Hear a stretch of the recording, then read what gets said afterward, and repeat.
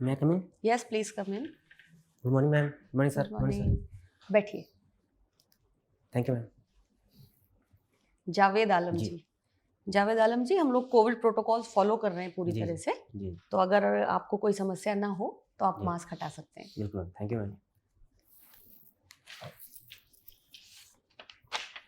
कैसे हैं आप? ठीक है मैम। जावेद आलम जी, अपने बारे में कुछ बताएं और इस तरह से बताएं जिससे हम ये समझ पाएं कि हमें आपके साथ किन क्षेत्रों में बात करनी चाहिए। जी, मैं उत्तर प्रदेश राज्य के अंतर्राष्ट्रीय सीमा नेपाल से सटे हुए जिले महाराजगंज का निवासी हूँ। मैंने अपनी स्कूलिंग गृह जनपद से करने के बाद मैंने अपनी ग्रेजुएशन और पोस्ट ग्रेजुएशन की पढ़ाई दीनदयाल उपाध्याय गोरखपुर विश्वविद्यालय गोरखपुर से की हुई। उसके बाद मैंने डाइट से बीटीसी किया और 2013 से मैं सहायक अध्यापक पद पे अभी वर्तमान तक कार्यरत हूँ। आप सहायक अध्यापक के पद पर कार्यरत हैं अभी। जी शिक्षण के आपका व्यवसाय है फिलहाल, जी और आप जो नींव की निर्माण होती है ना, जो जी। सबसे कहते हैं ना पहली ईंट रखने का काम जो होता है वो जी। प्राइमरी एजुकेशन डिपार्टमेंट में जी। होता है, वहां पर जी। काम कर रहे हैं। वहां से निकलकर जी सिविल सर्विसेज में क्यों आना चाहते हैं आप? सर, मैम सॉरी मैम, कोई दिक्कत नहीं। जैसा कि है कि वहाँ पे कार्य विविधता थोड़ी सी सीमित है और जितने भी मेरे इनोवेशन हैं वो एक चार दीवारी के भीतर सीमित हो जाते हैं। तो कार्य विविधता के क्षेत्र में और मेरी क्षमताओं का बेहतर दोहन वहाँ पे नहीं हो पा रहा है। तो मैं प्रयास कर रहा हूँ कि वहाँ निकल कर अपनी कार्य विविधताओं में उसको अच्छे से दोहन में करा पाऊँ। अच्छा, बहुत बढ़िया। आप का ऑप्शनल सब्जेक्ट हिस्ट्री है जी और आपने दीनदयाल उपाध्याय गोरखपुर विश्वविद्यालय से पढ़ाई की है। जी। उस विश्वविद्यालय के इतिहास के बारे में थोड़ा सा बता सकते हैं? मुझे मैम इतना ही बारे पता है कि वो 1956 में उसका गठन हुआ था और ये दीनदयाल उपाध्याय जी के नाम पर है जो राष्ट्रीय जनसंघ से वो, जुड़े हुए हैं। अच्छा, भारतीय राजनीति को क्या योगदान है उपाध्याय जी का, दीनदयाल उपाध्याय जी, जी का? उन्होंने मानव को केंद्र में रखा और एकात्म मानववाद की उन्होंने दर्शन दिया, ताकि जो जैसे पूंजीवाद है नकार दिया उन्होंने, मार्क्सवाद को नकार दिया और ये कहा कि वो दर्शन में जो है उनके मानव होना चाहिए और मानव केंद्रित हमारा जो राजनीति है वो मानव केंद्रित होना चाहिए और अंत्योदय तक विचार उनका पहुंचना चाहिए और इसीलिए उनके जन्मदिन के अवसर पर हम अंत्योदय दिवस ही मनाते हैं। अंत्योदय, जी ठीक है। आप जिस विभाग में शिक्षण कार्य कर रहे हैं जी उसमें आपने तमाम सारे ट्रेनिंग प्रोग्राम्स में भी भाग जी लिया होगा। जी जी दीक्षा ऐप जी सुना है आपने? जी जी क्या जी। है? ये सर एक ट्रेनिंग हम लोग को ट्रेनिंग कराने के लिए क्या एक मॉड्यूल है, digital information for sharing for all, ऐसे कुछ इसका फॉर्म है। अच्छा, अभी मैं रिकॉल नहीं कर पा रहा हूँ। कोई बात और नहीं। यहाँ पे ट्रेनिंग का मॉड्यूल है और जितने भी हमारे अध्ययन अध्यापन के जो विषय हैं वहाँ उसमें आते रहते हैं। अच्छा, और जो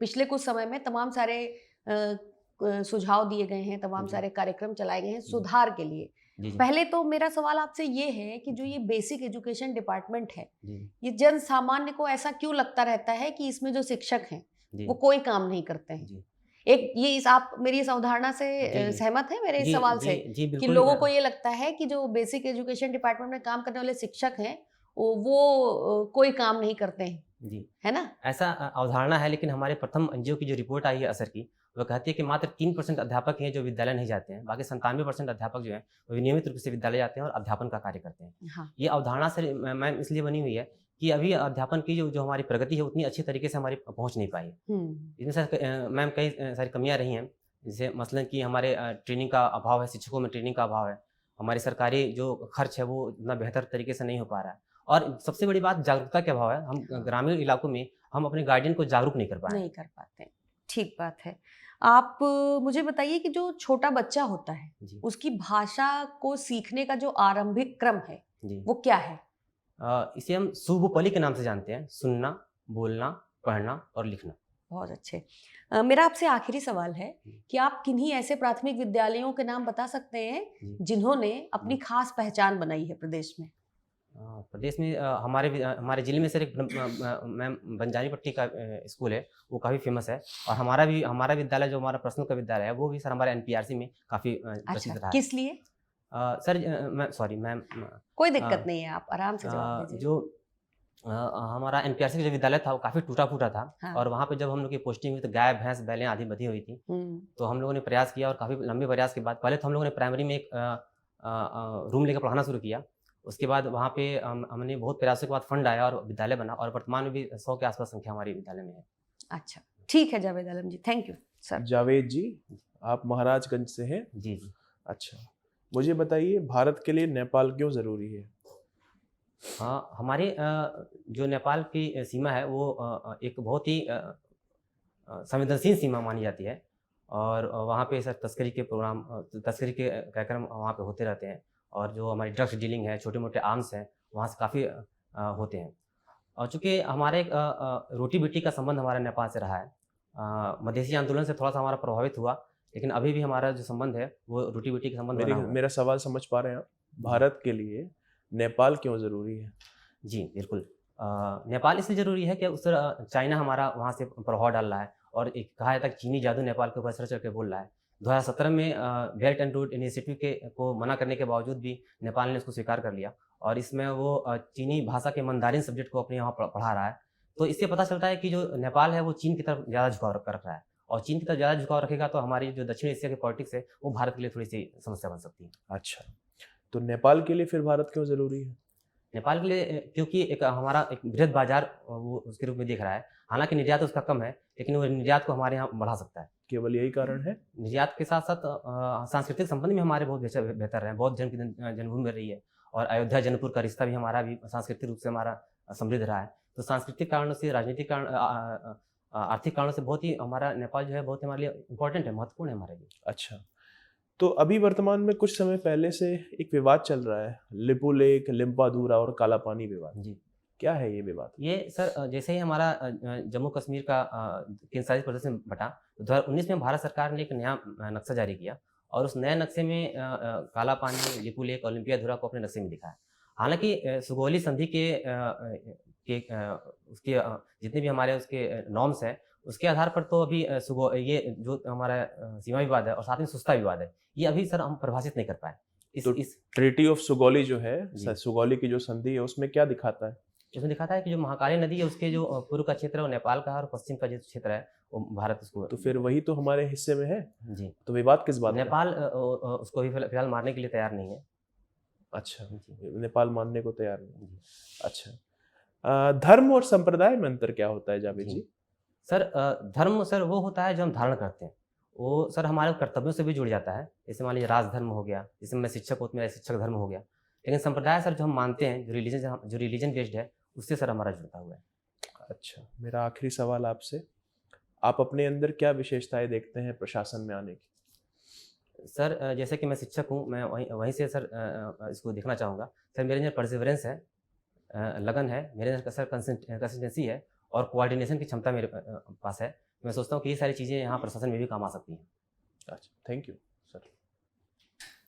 अच्छा, आपकी प्रायोरिटीज़ क्या है, प्रेफरेंसेस क्या है सर्विस की? सबसे सर डीसी है, डिप्टी कलेक्टर है, उसके बाद डीएसपी है, उसके बाद एआरटीओ है, ऐसे सर क्रम सर। एआरटीओ, तो एआरटीओ के क्या फंक्शन होते हैं? सर एआरटीओ निचले स्तर पे जो हमारे जो परिवहन के रूल्स एंड रेगुलेशंस उनको लागू करने का प्रयास करता है। ओके। तो आपका हिस्ट्री में है, ग्रेजुएशन भी है और ऑप्शनल भी है? जी, प्राचीन इतिहास से सर मैंने किया हुआ है। अच्छा, तो महाराजगंज के प्राचीन इतिहास के बारे में कुछ जानते हैं? जी, निश्चित तौर पर सर प्राचीन इतिहास से लेकर वर्तमान काल तक महाराजगंज की एक समृद्ध विरासत रही है। महाराजगंज के पास लुम्बिनी पड़ता है, जो हमारे भगवान गौतम बुद्ध है, उनका जन्म स्थान भी रहा है। मध्यकाल में आए तो वहाँ पे सर अवध का प्रशासन का सर एक मंडी हुआ करती, अनाजों की मंडी हुआ करती थी और वहीं सर वो गंज शब्द वहाँ से जुड़ गया। कुशावती वहाँ से जुड़ा हुआ है? कुशावती का कोई संदर्भ है? कुशावती सर अगर मैं कुशीनगर से संबंधित से जोड़ना चाहूँ। इक्ष्वाकु कौन थे? इक्ष्वाकु वंश वहाँ पे थे सर। थे। तो गांधी जी वहाँ आए थे कभी? जी, गांधी जी वहाँ पे महाराजगंज जिले में अगस्त 1929 के आसपास में आए थे सर। कहाँ पर उन्होंने एक भाषण दिया था? भाषण का एग्जैक्ट सर मुझे नहीं याद आ पा रहा है, लेकिन महाराजगंज से आए थे। अच्छा, ये बताइए कि आपका मतलब जैसे प्रशासक होते हैं और व्यक्तियों सबका अपना एक सपना होता है, तो आपका कैसा है उत्तर प्रदेश को लेकर के? किस तरह का आप उत्तर प्रदेश देखना चाहते हैं? सर उत्तर प्रदेश को हमें उत्तम प्रदेश के रूप में मैं बनाना चाहता हूँ, एक समृद्ध प्रदेश के रूप में बनाना चाहता हूँ। हालांकि कुछ कमियां रही हैं, लेकिन उससे हम सुधारने का प्रयास बार बार हम कर रहे हैं, लगातार जारी भी है।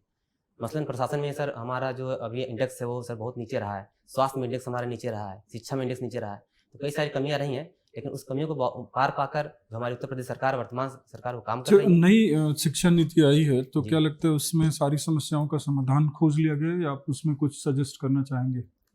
निश्चित तौर पर सर ये जो नई शिक्षा नीति है वो नए आयामों के नए द्वार खोलेगी। इसमें सर अगर नई सुधार की बात करें तो सर शिक्षक प्रशिक्षण जो है वो सर बेहतर होना चाहिए, और रोजगार इनिशिएटिव जो है हमारे जो क्लास 6 से जो कहा जा रहा है उसको सर और सर बारीकी से करने की आवश्यकता है सर। बाकी शिक्षा नीति सर पूर्ण है, इसको अगर सही तरीके से क्रियान्वित किया जाए तो निश्चित तौर पर सर ये उत्तर प्रदेश के लिए बहुत फायदेमंद होगा। एक कंपोजिट कल्चर एक वर्ड यूज होता है हिस्ट्री में, आप जानते जी, होंगे। जी जी मिश्रित संस्कृति कहते जी हैं। जी जी तो ये क्या है? सर कंपोजिट कल्चर एक विभिन्न संस्कृतियों का मेल दिखाती है, जहाँ पर विविधताएं ज़्यादा हों, जहाँ पे बहुलवादी हिस्टोरिकल मेडिवल हिस्ट्री के कॉन्टेक्स्ट में कब कह सकते हैं कि ये मिश्रित संस्कृति निर्मित हुई, जी कब बनी और इसके क्या मुख्य सर मैं क्या अनुमान लगाऊं? लगाइए। अनुमान सर सर ये जब तुर्कों का आक्रमण हुआ, ठीक है, तो उसके बाद हमारी प्राचीन अच्छा, मैं स्पेसिफाई कर देता हूँ, अकबर के संदर्भ में बताइए। जी ये अकबर ने सर ने सुलह कुल की नीति लागू की, जो पहले उनके एक तरीके से विरोधी समझे जाते थे, उनको उन्होंने दोस्त बनाया, और दोस्त बना के सर एक कंपोजिट कल्चर का विचार किया। राजनीति से अलग थोड़े संस्कृति में, जैसे संगीत में, साहित्य में, कला में, इसमें कुछ क्या किया अकबर ने सर? कुछ याद आ रहा है आपको? दीन इलाही सर उन्होंने किया था धार्मिक क्षेत्र में। उसके बाद चित्रकला में सर उनका रहा था कि आगरा में उन्होंने चित्रशाला का निर्माण करवाया था। सांस्कृतिक क्षेत्र में सर अच्छा, एक कवि थे, उनका नाम जानते हैं आप? रहीम जी। उन्होंने क्या किया? उन्होंने समाज को जोड़ने के लिए सर कुछ दोहे वगैरह लिखे और याद नहीं आ रहा। उसको याद नहीं आ रहा। Okay, thank you. Javed ji, जी डांसिंग आपकी हॉबी है? जी मैम। तो डांसिंग का आपने कोई प्रशिक्षण लिया है या शौकिया डांस करते हैं? शौकिया डांस करता हूं। शौकिया डांस करते हैं। बच्चों के साथ डांसिंग के कुछ टाइप्स बता सकते हैं आप? जी मैम, अगर देखा जाए तो हिप हॉप है, रोबोटिक्स है, लिरिकल है, ब्रेक डांस है जो माइकल जैक्सन का रहा है। शास्त्रीय में चले जाएं तो भरतनाट्यम हो जाएगा, हमारे उत्तर प्रदेश का कथक भी बहुत प्रचलित रहा है, कुचिपुड़ी है, मोहिनी अट्टम है, ये सब। बहुत बढ़िया। कुछ कथक डांसर्स के नाम बता सकते हैं आप जो उत्तर प्रदेश से आते हैं? अभी पंडित बिरजू महाराज का निधन हुआ है जी, वे थे उसमें, और मुन्ना लाल शुक्ला जी भी हैं इससे कथक से जुड़े हुए हैं। अच्छा, ये एक वर्ड हम सुनते हैं घराना, जी, है ना, जैसे जी, बनारस घराना, जी, लखनऊ घराना, जी, जी। ये घराना क्या होता है? घराना एक सॉरी मैम। अच्छा, कोई बात नहीं, कोई बात नहीं। आप मुझे बताइए कि प्राथमिक विद्यालय जो हैं उत्तर प्रदेश के, उनमें जो समस्याएं हैं आपने बहुत करीब से महसूस कर ली होंगी अब तक। जी, जी, अगर आप प्रशासन में आ जाते हैं जी, जी, तो वो कौन सी समस्याएं हैं जिन पर आप सबसे पहले काम करना चाहेंगे? सबसे पहले मैं जागरूकता के स्तर पर काम करना चाहूँगा, क्योंकि गार्डियन जागरूक नहीं है। कभी रोपनी में बच्चे को लेकर चले गए, कभी कटनी में बच्चे को लेकर चले गए। जो होमवर्क जो काम हम लोग देते हैं वो अभिभावक कराते नहीं है, वो क्लास वर्क के तौर पे हमें, वो नाम तो होमवर्क होता है लेकिन क्लास तौर पे हमको कराना पड़ता है। पहली समस्या तो ये है। दूसरी समस्या है कि कोऑर्डिनेशन की कमी है थोड़ी सी, हमारे अधिकारियों में, हमारे अध्यापकों में कोऑर्डिनेशन की कमी है। तीसरी काम है जो हमारे शिक्षा अधिकारी हैं वो सर, वो मैम थोड़ा सा ज़्यादा रिजिड हो जाते हैं कभी को लेकर। वो मैं जब बनूंगा तो मैं एक पायलट की भूमिका में रहूंगा और उनको निर्देश दूंगा कि हाँ इस रास्ते पर चला जाए, न कि एक तानाशाही रवैया अपनाऊंगा। आपने जो उपाय बताए ये बहुत सही उपाय बताए हैं, सटीक उपाय बताए हैं, मगर अभी कुछ ऐसी घटनाएं हुई हैं पिछले कुछ दिनों में जिसमें ये कहा गया कि जो टीचर्स को जरूरत से ज्यादा दबाव बनाने का जो प्रयास किया जा रहा है ना, कि औचक दौरे के नाम पे, औचक निरीक्षण के नाम पे, सघन स्कूल चेकिंग अभियान के नाम पे, ये इस तरीके की तमाम चीजें हुई है जिसके बहुत नकारात्मक परिणाम सामने आए हैं। कई बार शिक्षक आपाधापी में किसी दुर्घटना का शिकार हो गए हैं, या इस तरीके की चीजें हुई हैं। तो वो संतुलन कैसे विकसित किया जाए जहां पर शिक्षक अपना दायित्व भी पूर्ण करे और प्रशासन भी अपने दायित्वों को पूरा करने से पीछे न रहे, उस संतुलन को आप कैसे स्थापित करेंगे? इसके लिए मैडम मैं मीटिंग रखवाना चाहूँगा, ठीक है, और हर 15 दिन पर या 1 महीने पे अध्यापकों की मीटिंग हो। चूँकि अध्यापक की संख्या ज़्यादा होती है तो ये छोटे छोटे समूहों में बांट कर एक क्लस्टर बनाकर इनकी मीटिंग की जाए और उनके समस्याओं को समझा जाए। आखिर कोई टीचर लेट हो रहा है तो क्यों लेट हो रहा है, क्या उसके कोई इसके घरेलू कारण है, क्या उसके कैसे क्यों आखिर वो लेट हो रहा है, इस समस्या को समझा जाए। और दूसरी बात कि जो हमारे अध्यापक हैं वे काफ़ी संकुचित विचारधारा के इस टाइम हो चुके हैं प्रशासन के रिजिडनेस की वजह से। तो वहाँ पे क्या होगा कि जो हमारे अधिकारी हैं वे उनसे वार्तालाप करें, उनसे मिलें। अगर दौरा कर रहे हैं स्कूलों का तो बहुत ही शालीनता से पेश आए। कहीं कहीं ऐसा हमने देखा है कि बहुत उन्होंने डांट फटकार के अध्यापक को बोल दिया। जो अध्यापक अच्छा काम भी कर रहा है उसका मनोबल टूट जाता है, तो अच्छा काम नहीं कर पाता। बहुत अच्छे। शिक्षा के क्षेत्र में अपना नाम कमाने वाले किन्हीं 2-4 लोगों के नाम आप बता सकते हैं जो बहुत प्रसिद्ध शिक्षक रहे हों? वर्तमान में खान सर बहुत फेमस रहे हैं। विकास विकृति सर का नाम बहुत ऊंचे लेवल पे आता है। इतिहास में कोई शिक्षक जिसने बहुत बड़ा परिवर्तन कर दिया? डॉक्टर सर्वपल्ली राधाकृष्णन हमारे हैं, उन्होंने किया हुआ है। ठीक है। और अगर प्राचीन इतिहास में जाते हैं तो आपको प्राचीन इतिहास में चाणक्य हमारे रहे हैं। बहुत अच्छे, बहुत अच्छे। ठीक है जावेद आलम जी, आपका इंटरव्यू समाप्त होता है, आप जा सकते हैं। Thank you thank you. Thank you sir, thank you sir. कैसे हैं? ठीक तो नहीं है मैम, थोड़ा सा गड़बड़ हो गया। क्या गड़बड़ हुआ? कई बार मैंने आप सर बोल दिया।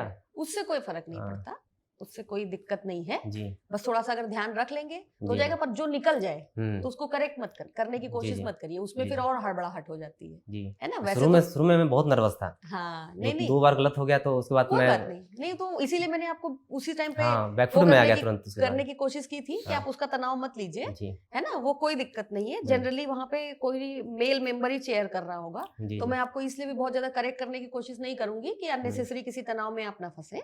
लेकिन ये ध्यान रखिएगा, जैसे मैं मुझे लगा कि लैंगिक विभेद के कारण कहीं आप ये ना हो कि नहीं आपने उसमें मैं मुझे तो खैर वैसे भी कोई फर्क नहीं पड़ता, ये मॉक इंटरव्यू है। लेकिन वहां पर अगर कोई महिला हो तो कोशिश करिएगा कि मैम निकले, और अगर गलती से निकल गया तो उसको बार बार करेक्ट करने की कोशिश मत करिएगा, क्योंकि उससे क्या होता है कि फ्लो में जो बात निकल गई वो नोटिस हो जाती है। वो पैट्रियार्की माइंडसेट आ जाएगा कि हाँ इनके दिमाग में चल रहा है क्या ये। इतना चिंता नहीं करते बेटा, इतनी चिंता नहीं करते। ये आपको इस बात का एहसास है कि ये हो रहा है, ये इस बात का प्रतीक है कि आपको पैट्रियार्कल माइंडसेट नहीं है आपका, है ना। खैर, एंट्री आपकी बहुत अच्छी है, सिटिंग पोस्चर बहुत अच्छा है। थोड़ा सा जैसे अभी आप बैठे, पैर थोड़ा आगे करिए, बस ऐसे करिएगा। उस समय आप ऐसे ही थे, पर मैंने आपको एक बार याद दिला दिया कि तनाव में पैर पीछे जाने लगे तो आगे ले आइएगा। हैंड मूवमेंट एक्सीलेंट था।